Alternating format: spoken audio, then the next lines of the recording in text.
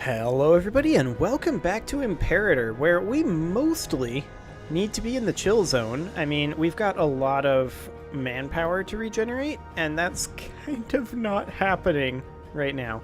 But let's go ahead and hop in the macro builder, and let's build ourselves up some training camps in hopes of getting that manpower up a little bit more quickly. Now, unlike in Europa, this doesn't actually tell us anywhere, that I can find anyway, how much the 10% local manpower will improve us by. The macro builder maybe needs a little work. But let's go ahead and queue up some of these. I have no idea how much we're actually getting, but we're getting some, presumably. And I'm going to spend all of our money on it. There we go. Excellent. What could possibly go wrong? Oh boy. So, the next thing we need to realize is that we have a disloyal character here, and I'm just going to bribe him and hope he goes away. Looks like he did. Excellent. Now, we don't have the oratory power to make any claims, which is honestly kind of a good thing, but I'd like to maybe go after Nabadia over here, or Lyhian, or Thamud, like go down this route over here, and just be pushing down here while waiting for this annexation to finish up. Because we can't attack Kush just yet, which is super unfortunate. When is this expected to be done? In 19 years is the answer. So we are going to be without iron for a long time. Now these guys over here, they don't have iron, do they? Let's see, trade goods map mode. We've got wine, vegetables, blah blah blah. Precious metals. I don't see any iron down this way either. Yeah. So pretty much it's Kush or bust, it would appear, as at least on the iron front. But I'd still like to take these guys over. Like, let's take a quick look here. Nabadia. So they are currently exporting and importing, but they have no actual alliances. That's certainly interesting, isn't it? What's the supply limit over here? We can take these guys over here and be in position there. And then this army can come down... not really very close at all, but a little closer. And then we could move this army up into the Nile Delta. There we go. And then in the meantime, we'll just be regenerating 425 a month. I think we can go ahead and unpause. I'm going to play on speed 3. It feels a little slow, but I think it's okay. So, we do have a starving pop down here in Pohi. We should maybe consider building like a granary down here once we have the money, which will be in a little bit. Couple of months. I don't know if a granary will actually help that or not. Local population growth. Well, it went away. Now we have a lot of scorned families. And let's go ahead and put one of those families in charge of this army. So, Penead, we'll go with them. Do they have anyone who can lead an army? Yes, this guy. But he is so bad. Let's look for someone else. Sustenid. This guy, he's not a bad option. He's nice and old, so he'll die here pretty soon and won't be able to get a chance to get a lot of loyalty. And he is from a previously scorned family, so yeah, that seems good.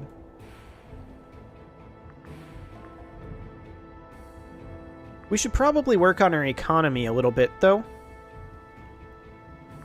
I'm definitely considering that. And as we move into position here, we are taking attrition, but I'm well aware that that's going to happen. And I'm hoping that as these get finished, that will substantially increase our manpower gain per month. That would sure be nice.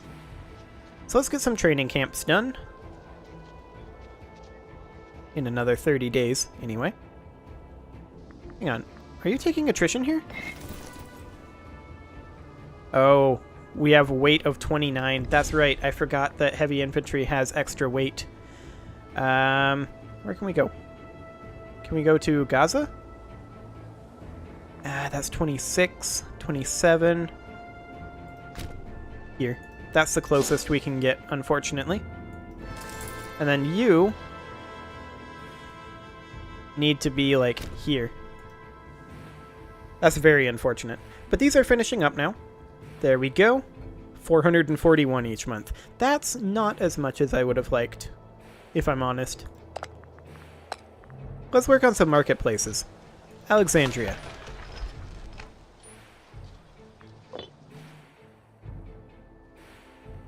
Okay. So, with marketplaces coming in, that'll help our economy. And that's something we do want to do. Why are you taking attrition here? Oh, because it's a desert.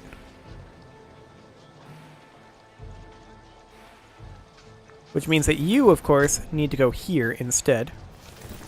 And then you can just go here, I guess.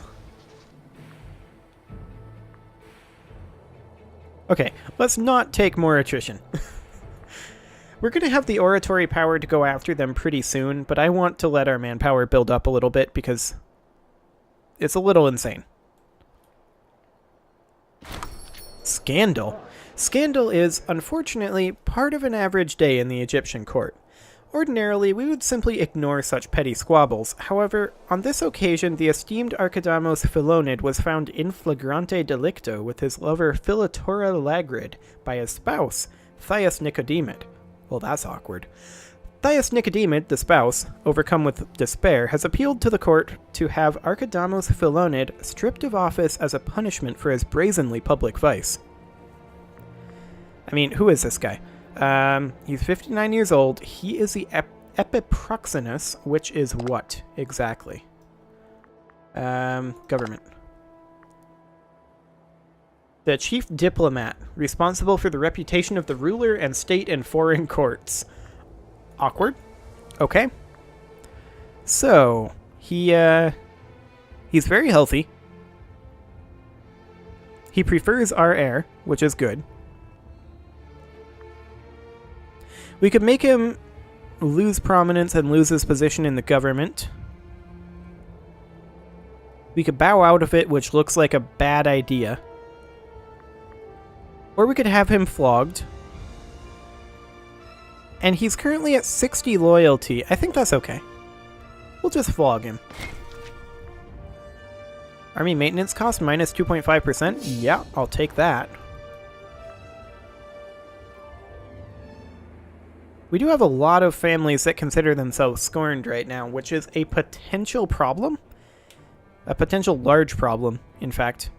Now, one thing I was noticing while playing a different campaign offline, or, well, off-camera, is that it seems to only go to the first army first, then the second army, then the third army, although in this case that may not be true. I don't know. I'm talking about the manpower flowing in, of course. So we do expect... It only seems to go to one army at a time. So unlike Europa, where it kind of spreads it out, but it kind of does the same thing, but manpower tends to regenerate faster in Europa. Or at least it feels like it does. Well, we've got some disloyal characters. I think we can go ahead and spend the oratory power on bribing both of them. There we go. And we have an invention. Siege Engineers, Fort Defense, Military Tradition Cost. That's probably a big deal. National Tribesman Output. Wrong Culture Happiness. That's a pretty big deal. National Slave Output. Change Governor Policy Cost. Hold Triumph Cost. Diplomatic Reputation. Ruler Popularity Gain. Sacrifice to the Gods Cost. And Wrong Culture Group Happiness again. I think we're going to go for the Military Tradition Cost. There we go. And in the meantime, we will just continue advancing our tech. Excellent. So, I mean, we would pretty soon have the oratory power to go after Nabatea, and I do want to go after them, but I'm very concerned about the manpower. and about the treasury, actually. Where's our economy tab? Here it is. Okay, so we could theoretically cut back on our army maintenance a bit, since we're not planning on fighting. We could cut back on our fort maintenance as well, actually, and then just keep our wages where they're at. Yeah, let's do that. And we'll work on developing economically for a little bit. In which case, we should probably go ahead and start building some marketplaces. So is there an economic map mode? Seems like there was. Hey, the Olympic Games. Who are we sending? Nicodemus. Sure, why not? Trade goods, population, culture, player, blah, blah, blah, blah, blah, civilization, opinion, unrest. Wait, so there's no economy map mode?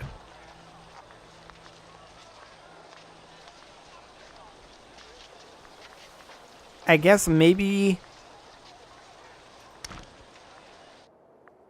Nope. I guess maybe civilization map mode? Not really. We don't need fossils in Egypt.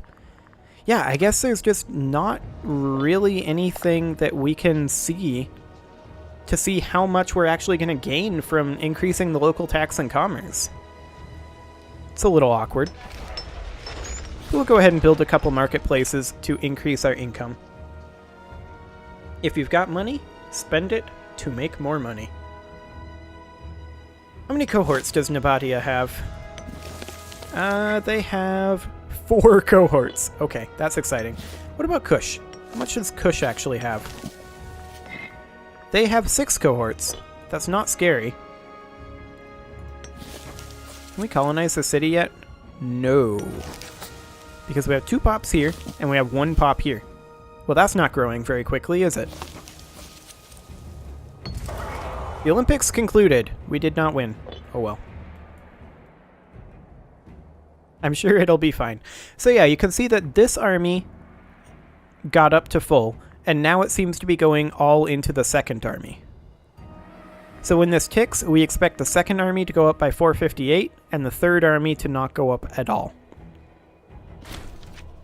Oh no! The governor died. We'll get to that in a moment.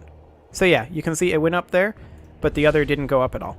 So, Nubia does not have a governor currently, and we should probably do something about that. Let's go ahead and make one. So, who's scorned right now? Penaeid? We'll go for a Penaeid, probably. 6 finesse? That's probably good enough.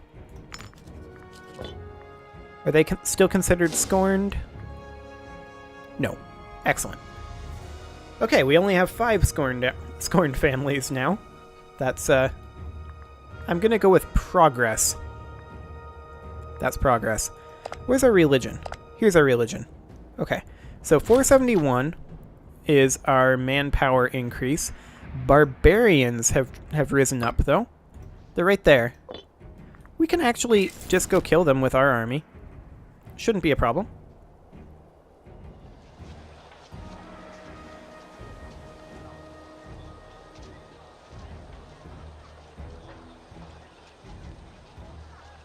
Why does it have to say saving and autosave? I guess to differentiate between a regular save? Okay, they're actually marching in. And one thing I would like to discuss here. This is something that I noticed in my other game that I was playing. I was playing a multiplayer game with Harley the other day. And I noticed that it's very likely that our side will lose. Our commander has 8 martial skill, while theirs only has 7. We have a stronger army. They have more morale than us. But if you look at their army here, it's comprised of 6 archers, 4 heavy infantry, 3 light cavalry. Whereas we have 5 archers, 5 heavy infantry, 5 light cavalry, and 5 light infantry. We are going to win this fight. But this marker here says that we're going to lose. In my experience, you should ignore that marker. it doesn't actually mean anything. It's really, really bad at predicting. Oh, wait. In this case, it's because our maintenance is low.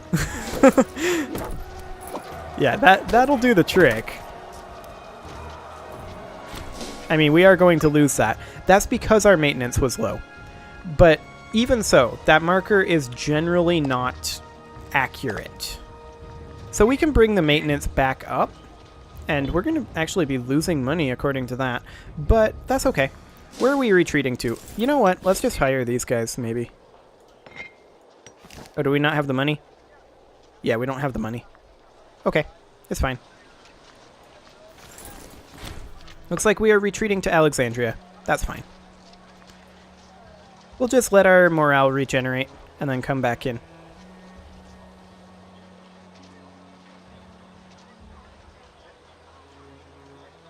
But yeah, I mean, I messed up there because I forgot that I lowered my army maintenance. It's only recently that Harley told me that that was a thing.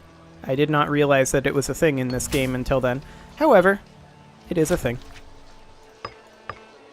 Yeah, they, of course, took Babylon immediately there because our fort maintenance is down as well. Let's go into our economy and put the fort maintenance back up at normal. Okay. We need to deal with these barbarians. They're being jerks. It should be fine. They're just pillaging right now. And even with us at half morale, I mean, our side might win according to this, but we're going to crush them. I think, anyway. Yeah, we're crushing them. Oh. A Hierophant just died. Oh, someone else just died too. Okay, we didn't stack wipe them, unfortunately. They're actually walking right back into us, and now they stack wiped. Excellent. So, you're currently occupied by barbarians, are you? It's a little easier to see like this. Okay, the fort recaptured them. Perfect. Okay. We have an invention available, and we also have a few other things that we need to do, maintenance type things. However, it is time for a cut, so I'm going to go ahead and put this in. And next episode, we are going to be continuing to chill a little bit. Subscribe for more, and I will see you all next time.